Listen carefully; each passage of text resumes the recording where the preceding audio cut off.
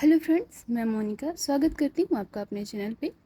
आज की इस वीडियो में 43 साइज़ का 42 इंच का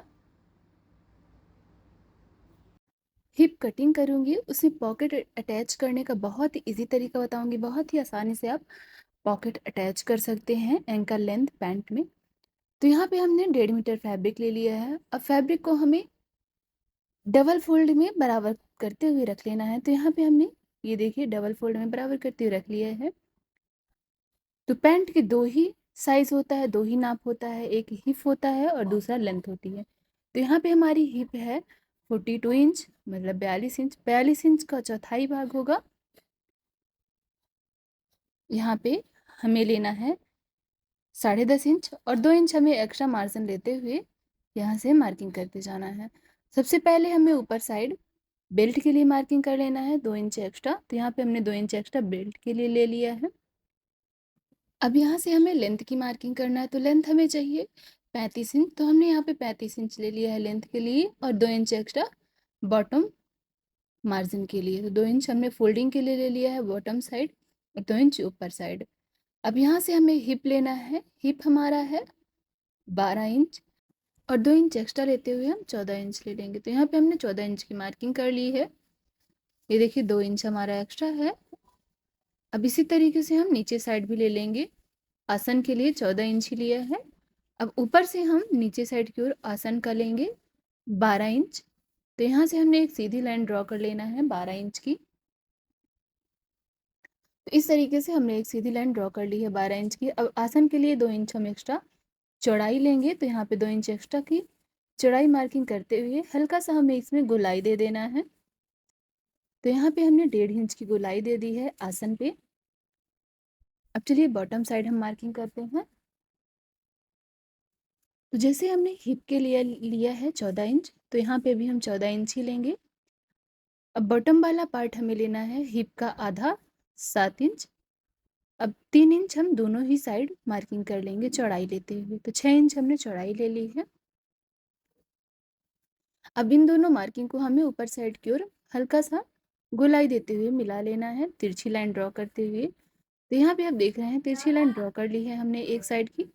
अब इसी तरीके से हम दूसरे साइड भी आसन पे हल्का सा गोलाई देते हुए मिला लेंगे।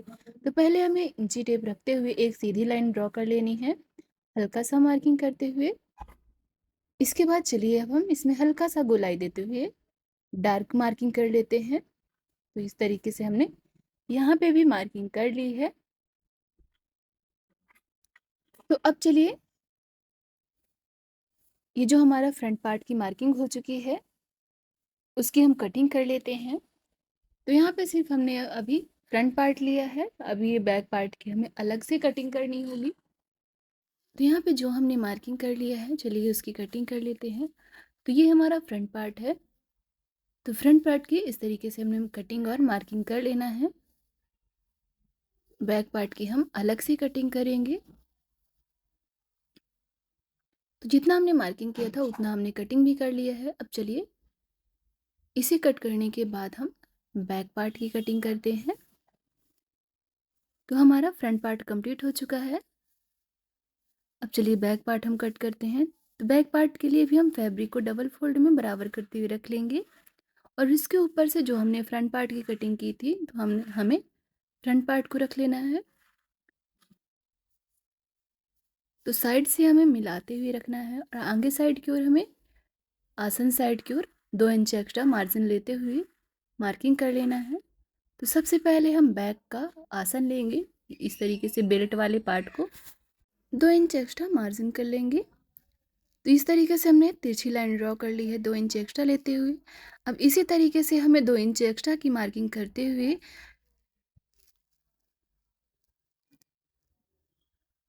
मार्किंग कर लेना है।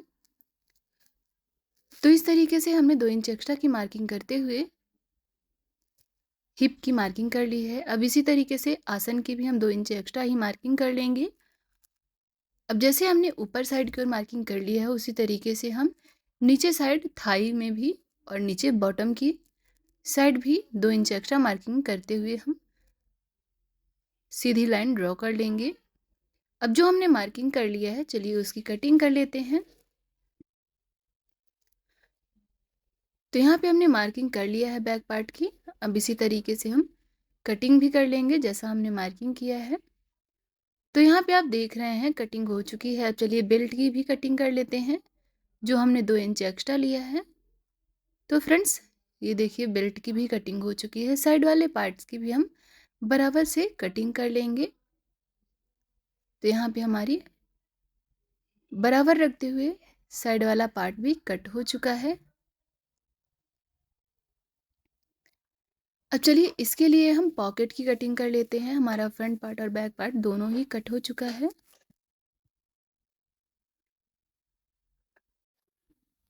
पॉकेट के लिए हमें 2 छोटे छोटे फैब्रिक चाहिए, तो हमने छोटे फैब्रिक ले लिया है। अब यहाँ से हमने चौड़ाई ली है 6.5 इंच की और लंबाई ले लेंगे 10 इंच की।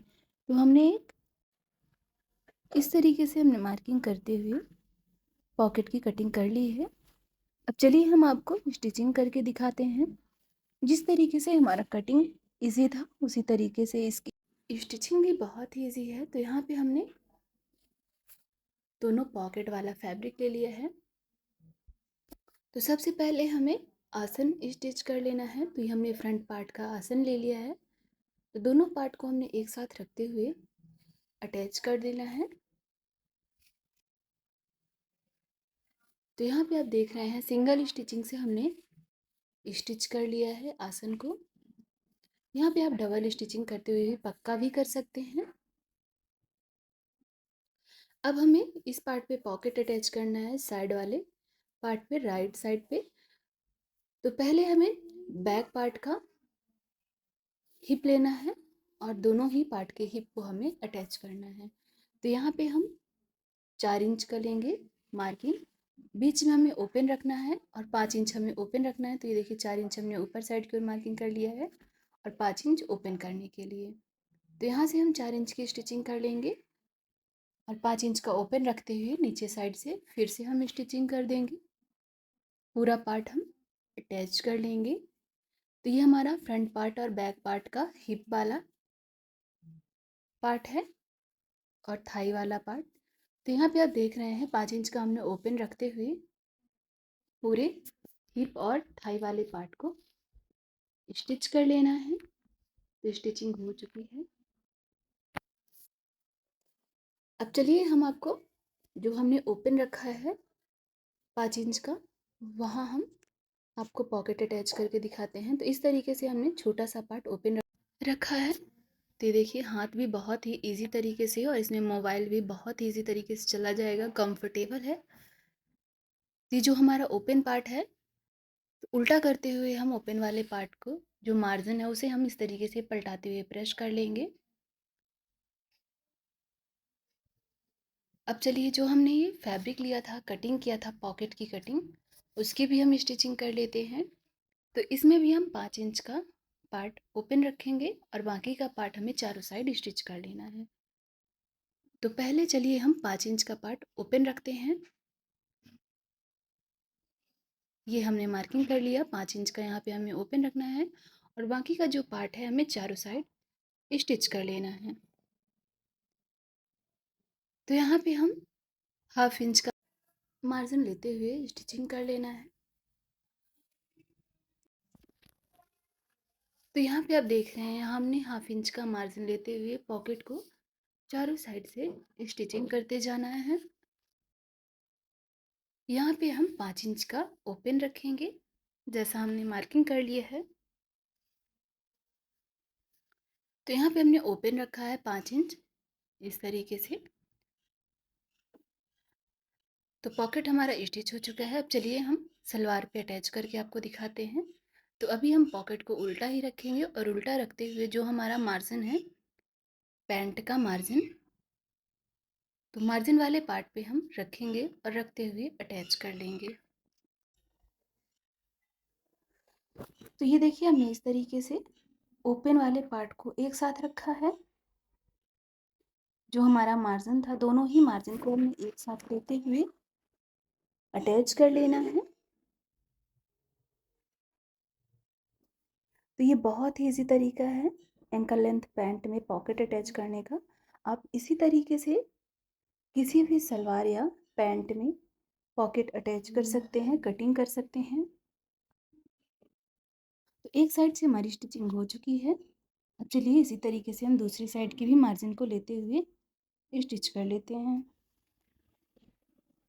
तो फ्रेंड्स यहाँ पे आप देख रहे हैं ये हमारा दूसरा साइड है। दूसरी साइड भी हमने पॉकेट को बहुत ही बराबर तरीके से अटैच कर लिया है। तो देखिए अब हम सीधा करके आपको दिखा रहे हैं।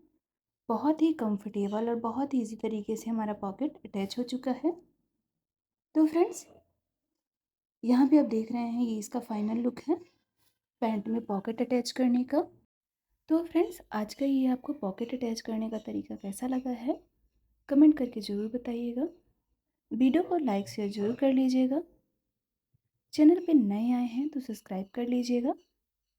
वीडियो देखने के लिए थैंक यू सो मच।